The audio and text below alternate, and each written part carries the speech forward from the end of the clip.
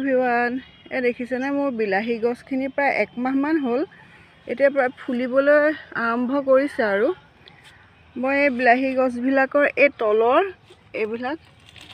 এই তলত ওলোৱা ব্ৰাঞ্চবিলাক মই এনেকৈ ছিগি দিছোঁ। তেতিয়া বিলাহী গছজোপা ভাল হয়। ছিগি দিব লাগে তলৰ পাতবিলাক এনেকৈ কাটি পেলাই এনেকৈ খুঁটি পুতি পেলাই বান্ধি দিছোঁ গোটেইকেইজোপা গছ।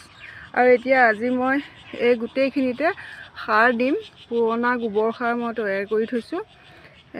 1 মাহ হোৱাৰ পিছত যেতিয়া ফুলিবলৈ আৰম্ভ কৰিব তেতিয়া আকৌ নতুন খাদ্য দিব লাগিব। আৰু ফুলখিনি অলপ এনেকৈ লৰাই দিলে পলিনেশ্যন হয় আৰু বেয়া নহয় আৰু লাগি সোনকালে লাগে। গোবৰ সাৰ মই তৈয়াৰ কৰি থৈছোঁ।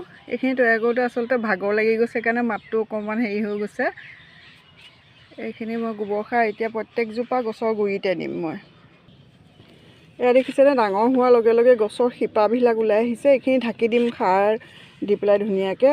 আৰু এনেকৈ নতুনকৈ ওলোৱা ব্ৰাঞ্চবিলাক এইবিলাক ছিগি দিম। এইখিনি এনেকৈ চাফা কৰি পেলাই মই এতিয়া সাৰ দিম। আচলতে বিলাহী প্ৰচুৰ পৰিমাণে কেলছিয়াম লাগে, সেইকাৰণে মই অলপ চূণ দিম।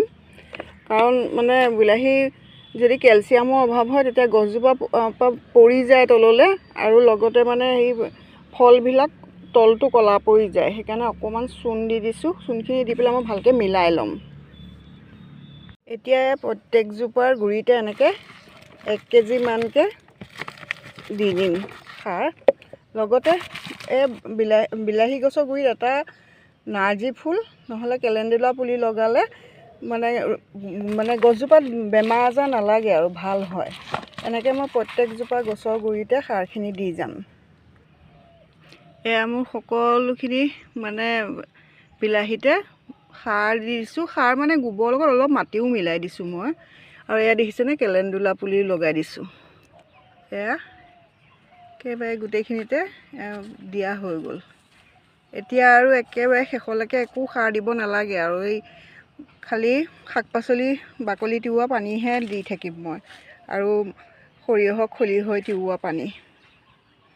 আজিলৈ আহোঁ, বাই।